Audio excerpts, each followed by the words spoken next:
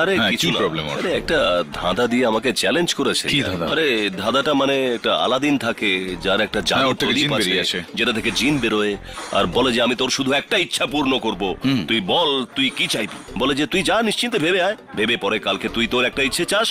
ও বাড়িতে যায়, তা ওর বাড়িতে একটা বুড়ো বাবা আছে, একটা অন্ধ মা আছে আর বউ আছে।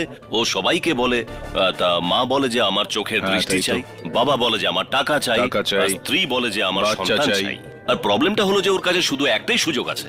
আর পরের দিন ও জিনের কাছ থেকে কোন ইচ্ছেটা চাইবে যাতে ওর সবার ইচ্ছা পূরণ হয়ে যায়, এটাই হলো প্রবলেমটা। কোথায়? একদম সিম্পল প্রশ্ন। আর কেডি, আমি 3 কিলো লাউ খেয়ে ফেলেছি, তাও আমার মাথায় কিছু ঢুকছে না। আরে লাউ নয়, বীজ খেতে বলেছিলাম, নে আরেকটু খা এখন। আরে না ইয়ার, এই বীজ খেতে খেতে আমার মুখ থেকে ইয়ার।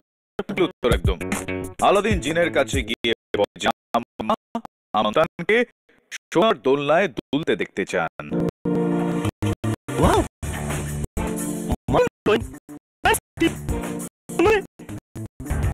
দেখতে চায় সন্তানকে পয়সা, চোখের জ্যোতি আর সন্তান, তার মানে 3টেই। Fantastic, fantastic. আপনাকে তো দেখি মনে হয় যে আপনি তো সেই বুদ্ধিমতী।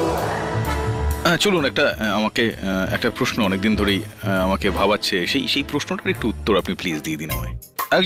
একজন প্রবীণ ছিলেন, একদমই আপনার কাকার মতো বেশ রাগী। আরেকজন মেয়ে ছিল, খুব মিষ্টি, একেবারে আপনার মতো।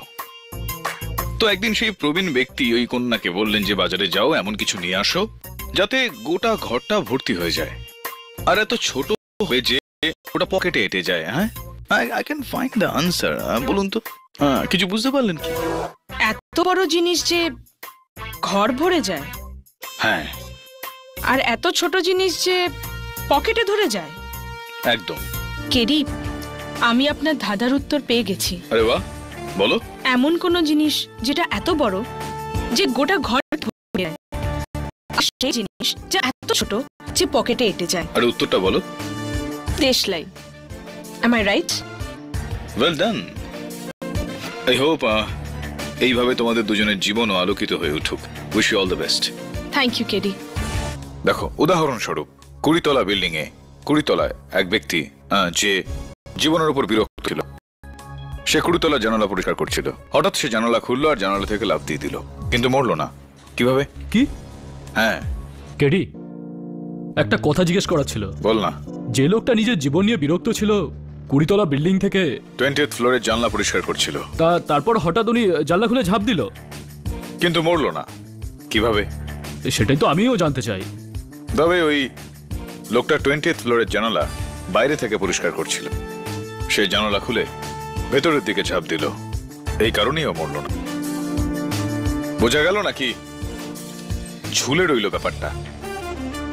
শোনো দাবে, একটা প্রশ্ন আছে তোমার জন্য। তোমার মতো একজন লোক ছিল যে রোজ খাবারে ডিম খেত, কিন্তু ওর কাছে না মুরগি ছিল, না ওর কাছে ডিম কেনার পয়সা ছিল, না ও ডিম চুরি করত, না তো কেউ ওকে ডিম গিফট করতো। তাহলে ও কিভাবে রোজ ডিম খেত, এটা বলো। কেডি, যেতে যেতে ওই ডিমের ফান্ডা তো বলে যাও। ওই তো, মুরগি ছিল না, পয়সা ছিল না, ডিম গিফটেও তিনি পেতেন না। কি হয়েছে তাতে? হাঁসের ডিম খেতেন উনি, হাঁস ছিল ওনার কাছে। তবে ভাবনার আগে ভাবার চেষ্টা কর ভাই, বুঝলি? আচ্ছা শোন, একটা ট্রাফিক হাওলদার ছিল, নো এন্ট্রিতে ডিউটি করছিল, আর ওই নো এন্ট্রিতে একটা ট্যাক্সি চালক ঢুকে গেল, কিন্তু ওকে আটকালো না। হ্যাঁ ভাব ভাব, নো এন্ট্রিতে ট্যাক্সি চালক ঢুকে গেল, কিন্তু হাওলদার ওকে আটকালো না। কেন? একটা কাজ কর, বাইরে যা, খোলা হাওয়ায় লাউয়ের বীজ খা, আর ভাব, উত্তর পেলে তবেই ফিরে আসবি। হ্যাঁ কেডি, তুমি তো আমায় বললেই না নো এন্ট্রিতে এন্ট্রি, আর ট্রাফিক হাওলদারটা ড্রাইভারটাকে আটকালোই না। একটা কথা বল বান্টি বাবু, সম্পূর্ণ লাউয়ের বীজটা খেয়ে ফেলার পরেও তুই জবাব পেলি না। তো শোন, ট্যাক্সি ড্রাইভার ট্যাক্সি করে না, পায়ে হেঁটে ঢুকেছিল no এন্ট্রিতে। Am I right? Or am I right? He's right. এখনই চুপচাপ বসে থাকবে।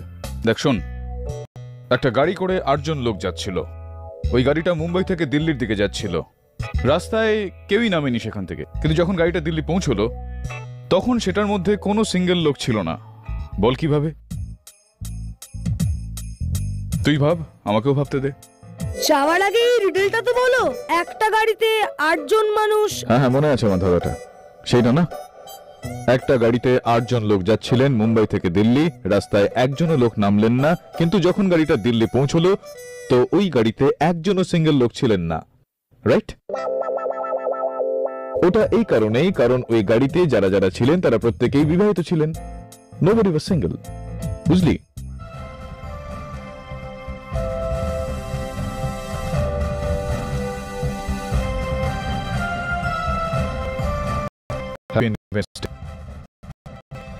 আপনাদের সবাইকেও স্বাধীনতা দিবসের শুভেচ্ছা।